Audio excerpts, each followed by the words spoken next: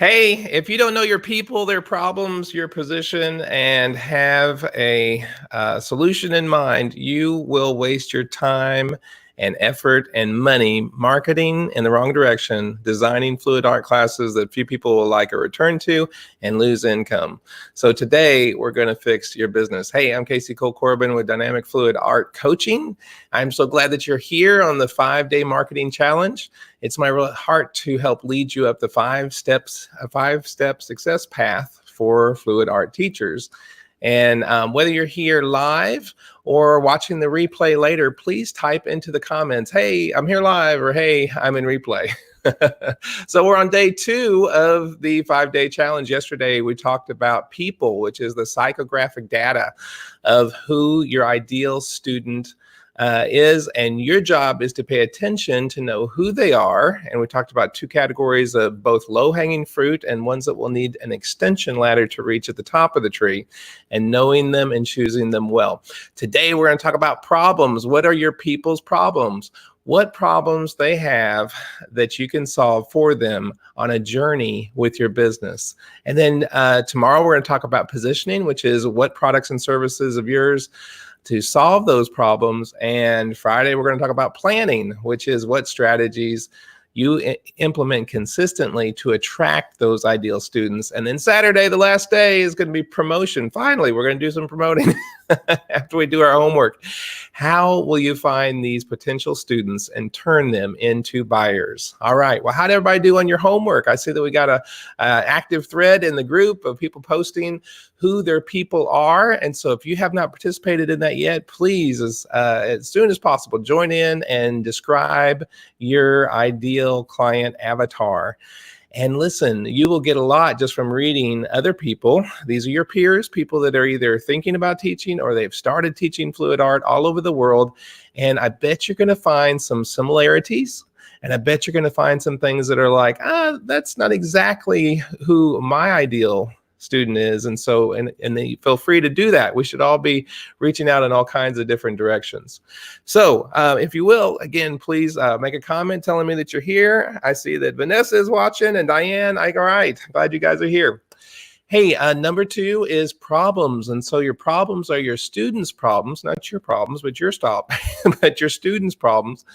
The ones that they will gladly pay you to solve through your offerings, such as your classes.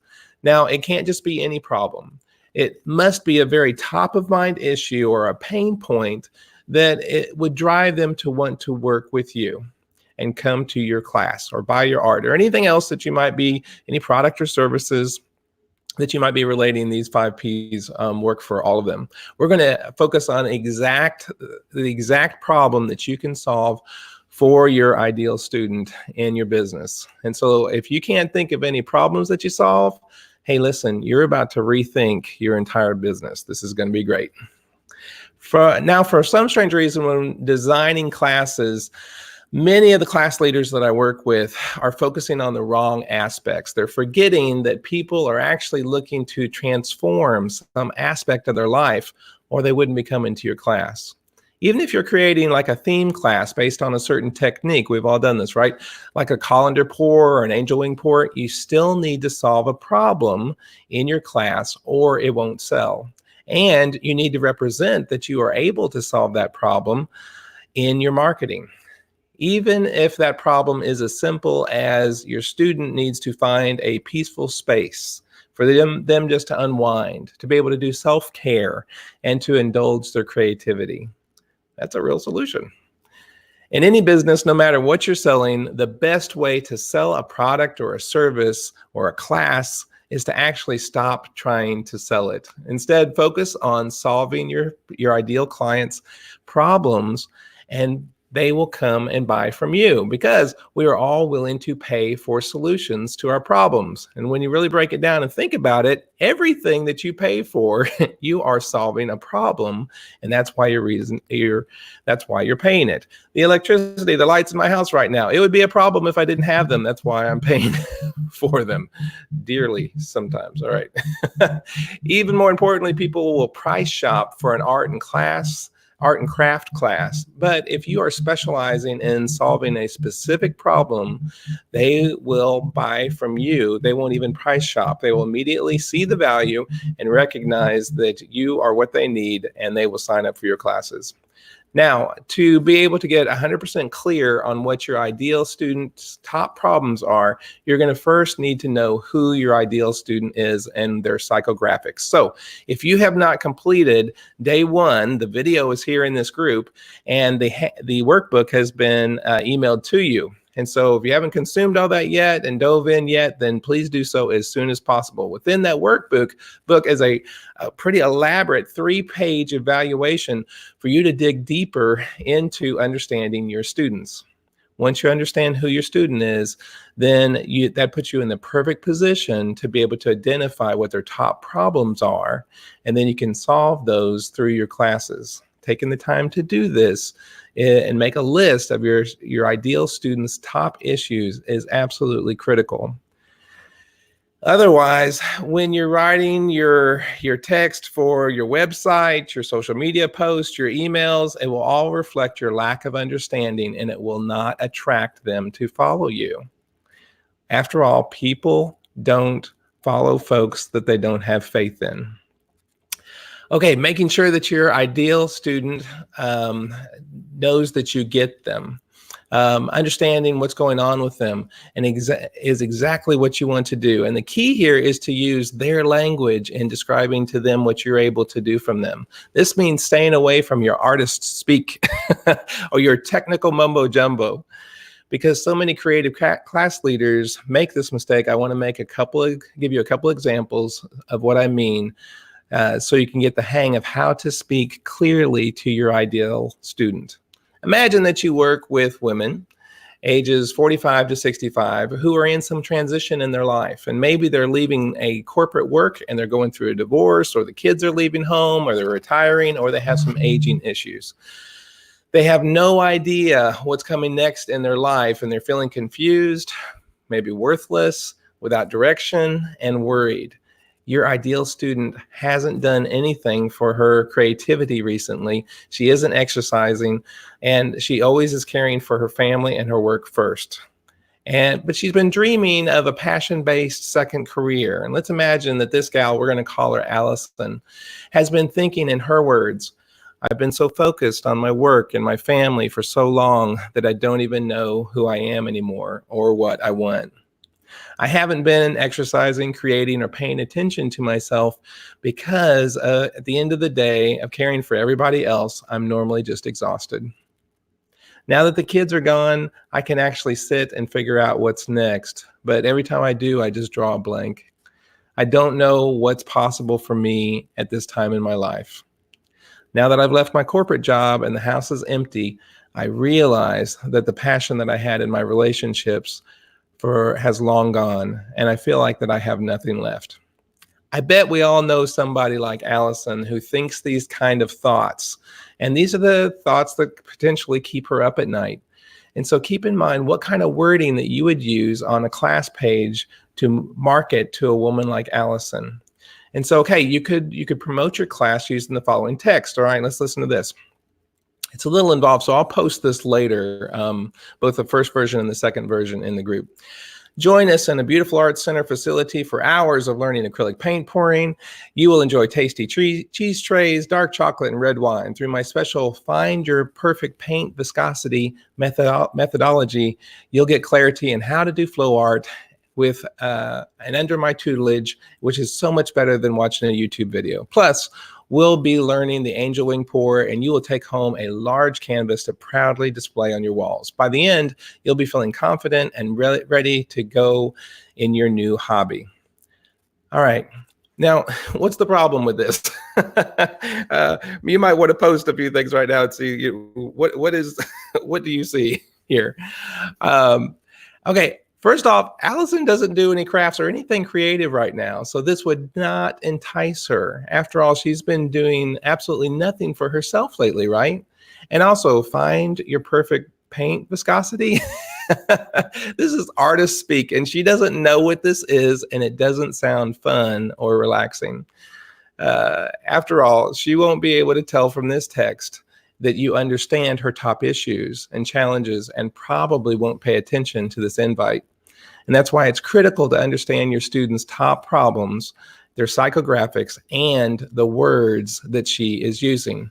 So let's try rewording this in a way that acknowledges Allison's concerns. If you're ready to imagine a new life for yourself, come join new friends and reignite your lost passions and desires for creative expression while cultivating new and exciting possibilities. We'll indulge in decadent refreshments and deeply relaxing creative play. And we'll nurture our hearts by honoring what we've accomplished in our lives so far as we explore what we're ready to create next. By the end of the class, you'll be relaxed and inspired to dive into the next chapter of your creative life with the clarity and steps needed to take you there. Wow, a big difference, right? Notice how in your clients, your ideal students, they can immediately relate to what this is about, the results that she'll receive, and also the problems it will solve for her. She can see that her new life and her lost desires are the focus of the class, whereas in the first class example, it just kind of seems like a craft class. For example, the first example is going to be hard to sell because it feels like a school environment. And the second example feels like a truly transformational experience where there's a definite takeaway and her problems are going to be honored, addressed, and solved. The second example will also be easier for you to sell at a higher price point because it feels more valuable. And more importantly, the text in the second example is worded in a way that your ideal student how she would be speaking, not in your artsy crafty speak. So put yourself in your prospective student's shoes. Now think back to a time that you didn't know if you wanted to do something, but afterwards you were really glad that you did. Maybe it was a trip or a class or some other kind of experience. Remember how surprised you felt, like, wow, that was exactly what I needed, and I'm really glad that I went. With that glad feeling, you may not have been able to identify exactly why you were glad. In fact, when you're telling somebody about the experience, you might have even tried to explain it technically or tell them what it was, but you really failed to convey the deeper inner meaning of why it was so significant to you. And so it's like there's a disconnect between the words you said and what you felt. And so it's important that we get this. So here's an example. Coming home from a ladies' retreat from your church, you were excited and you felt connected to some of the ladies, and also deep spiritual needs were met. But when your family asked you how it was, you told them what they served for meals and that it was good and that you liked the opportunity to talk in some of the breakout groups. Inside, you were frustrated because you knew you were not communicating well, but your family didn't really get why you liked it so much. And they may have even commented things like, oh, it sounded boring to them. You wanted them to get it, but you just couldn't find the words to articulate it. Well, that's the disconnect that we're talking about. And so we need to find those words. We need to help our students be able to find those words to articulate. And so the first thing is helping them to be able to not just the overt, the reason why they came to your class was to learn acrylic paint pouring, but those secondary gains, or those hidden motivations that we talked about yesterday, using those same words in our marketing to be able to help others so that they will come to your class. Now, listen, this is a real win-win because your previous students, if we were to contact them, interview them, certainly look over their surveys that you collected, maybe give them a call and ask them to clarify. That research, that homework that you're doing, that's a win-win for them too, because they get to see the value that they had by taking your class. And it also helps your future students know what to better expect, and also helps them to make the important decision to come to your class. All right, so now do you understand why it is so critical for your people to know your people and to understand their problems if you want to sell your class? So perhaps we can really help each other in this group brainstorm together what those words are. And so let's discuss this here in the discussion forum. Okay. I want to share today, hopefully an hour ago, you received an email that had the this. It had the workbook in it, okay? And so let's take a look at it. And this is what's for this piece. So this is the homework for tonight. And I'd love for you to be able to post some of your thoughts about this evening and tomorrow, okay? And if you haven't posted I created a post for P1, which was people. Please participate in that one, okay? So let's look at this. And so this is what should have been emailed to you today. It's much shorter, as was the material that we talked about today than yesterday. Talking about people's problems. And so it's asking you to give an example of what maybe you have used to advertise your class in the past. And if those of you that have been teaching, go ahead and, be bold and share one of those really bad ones. It'll encourage the people that are trying to get started, right? And then post in there how you will do it differently next time, okay? And so the next question in the workbook is, what are the deep, and I'll even create a post about this if you like, that you can comment on, which is, what is the deeper meaning and purpose do your students experience while attending your class? And that's where I think we can all help each other to be able to grow and see things from a different perspective, okay? The next, having mouse problems here, there we go. Is use this group to experiment with. Maybe before you post on your own Fluid Art Teaching Facebook page. And by the way, if you haven't started a Facebook business page specifically for your Fluid Art Teaching, what is stopping you? I'm serious about that question. I want to know, is it a technical problem? Because we'll help you with that. We will get you technically up and running in 5 minutes. It takes no time whatsoever. Or is it, a fear-based problem? I don't know how I feel about this emotionally. We'll help you with that too. All right. But soon you need to have a page up and running. Why not today? All right. Why not before you go to bed tonight? Honestly, it takes just a few minutes. Okay. So we'll be happy to help you with that. If anybody needs help, just request it. I've even got some supplemental videos that I'll post here on the group on how to do a Facebook group. It's so easy. The biggest thing for us to do in this homework assignment is to look at your avatar's top 5 problems in which you can offer a solution. All right. So again, let's work today on helping each other. I know that we can all get something out of this. So be bold and share. Now, tomorrow, we're going to focus, you're going to take those insights that we have now about our people and their problems, and we're going to learn how to position ourselves to be able to help them. Okay? All right. Well, this is Casey Cole Corbin with Dynamic Fluid Art Coaching. I'm looking forward to your questions, so please post them in the Q&A section there, and then soon Kathy will co-host, and we will do a Q&A live, and we'll also answer those in the post. So let me see your homework. Do your homework in the group, and I'll see you tomorrow at 1 p.m. Bye-bye.